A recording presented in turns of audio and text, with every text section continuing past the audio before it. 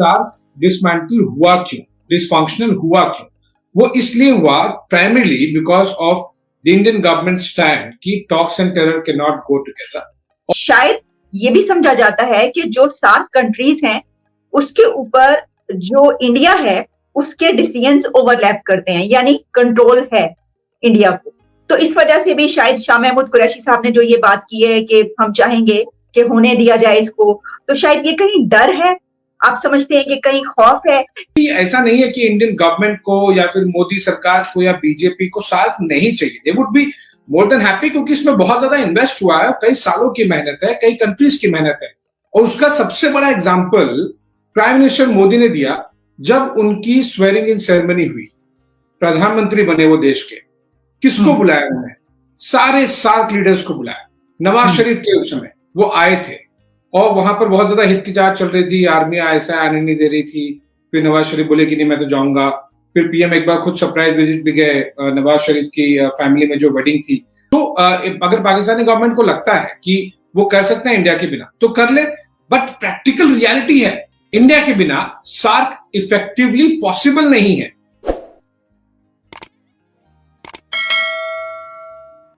SAARC conference की अब बात की जा रही है और पाकिस्तान इसको होस्ट कर रहा है, और पाकिस्तान की तरफ से शाह महमूद कुरैशी साहब ने ये बात कही है। पहले उन्होंने बताया कि भाई हम इसको होस्ट करेंगे, फिर उन्होंने कहा कि हम इंडिया से ये कहेंगे कि वो अगर फिजिकली इसमें शामिल नहीं भी होना चाहता तो इसमें वो वर्चुअली शामिल जरूर हो।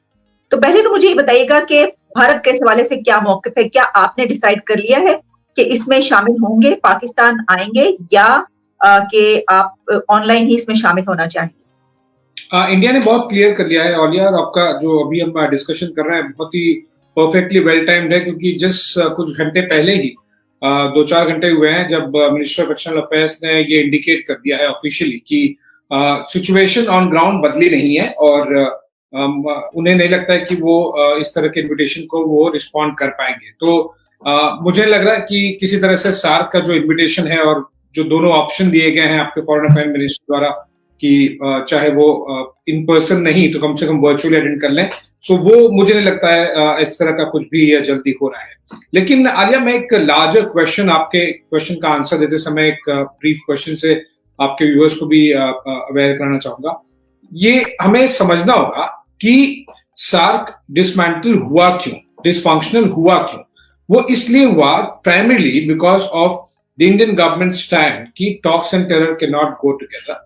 और हमने बार बार देखा है, 2016 में भी सार्क वाली बात हो रही थी, तब उरी अटैक हो गया और फिर वापस बालाकोट हो गया। सो इस तरह से हमने देखा है, पुलवामा के बाद में बालाकोट किया इंडिया ने। तो इस तरह से ना हर 2-3 साल में कुछ ना कुछ होता रहा है और उसका डायरेक्ट या इनडायरेक्ट पाकिस्तानी गवर्नमेंट, आर्मी और आईएसआई से लिंक मिलता रहा है। In addition to the thematic Kashmir, और अगेन ऐसे कि वो इंडिया नहीं कहता है, इंडिया के अलावा FATF जो कि वर्ल्ड बॉडी है वो कहती है as far as Pakistan is concern. So I don't see, it's not just 2021 और 2022, आई डोंट सी सार्क बहुत आसानी से और बहुत जल्द होगा।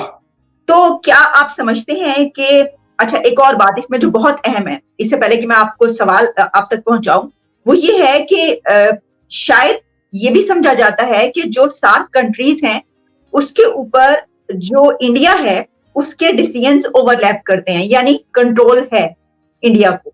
तो इस वजह से भी शायद शाह महमूद कुरैशी साहब ने जो ये बात की है कि हम चाहेंगे कि होने दिया जाए इसको, तो शायद ये कहीं डर है, आप समझते हैं कि कहीं खौफ है कि ऐसा ना हो कि पाकिस्तान ये सार्क कॉन्फ्रेंस जो है उसके लिए होस्ट करने के लिए तैयार हो, कॉन्फ्रेंस होने लगे, लेकिन इंडिया की तरफ से कोई ऐसा इकदाम उठाया जाए जिस तरह आपने कहा कि आप ये समझते हैं कि एज सच इसकी कोई इंपॉर्टेंस इस वक्त नजर नहीं आ रही?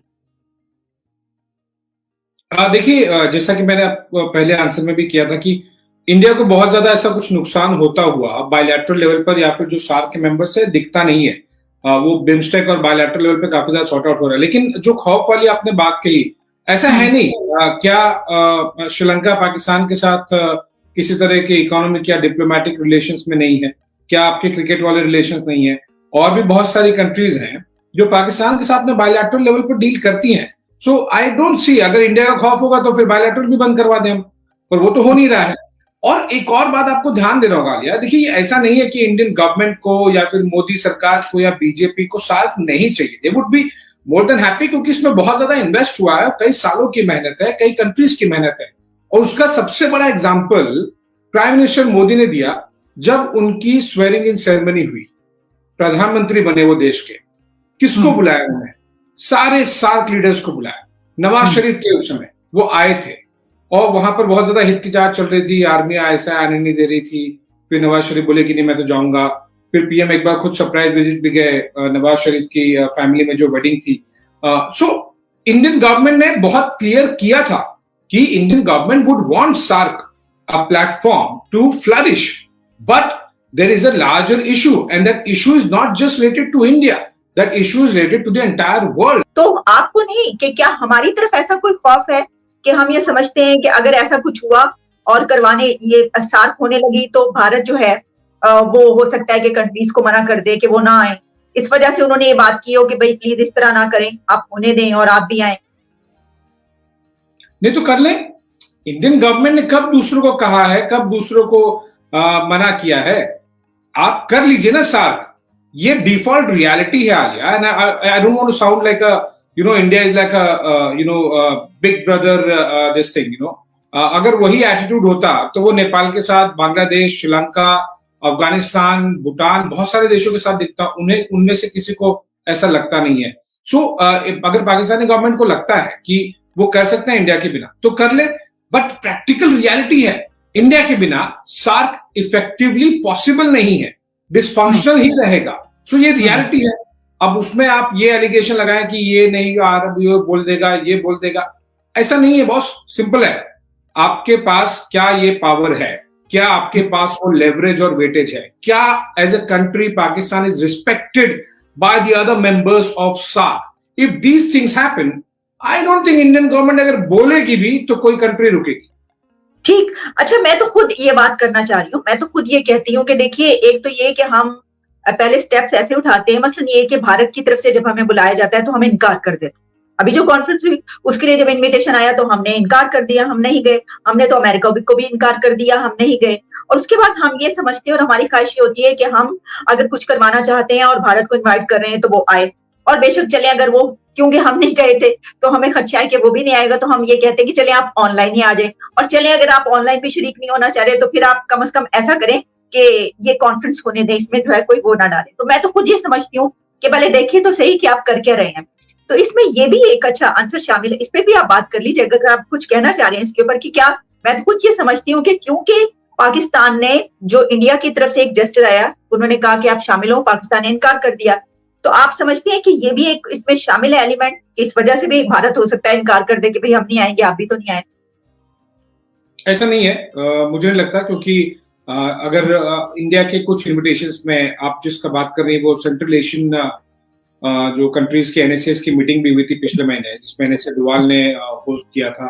All of them called on prime minister Modi as well. So India के इन्विटेशन पे अगर आ जाए पाकिस्तान तो क्या हम अपना जो टेरर वाला टॉक एंड टेरर वाला जो स्टैंड है उसको डाइल्यूट कर देंगे? ऐसा नहीं मुझे लगता है। और ये पिछले 6-7 सालों में दिख गया है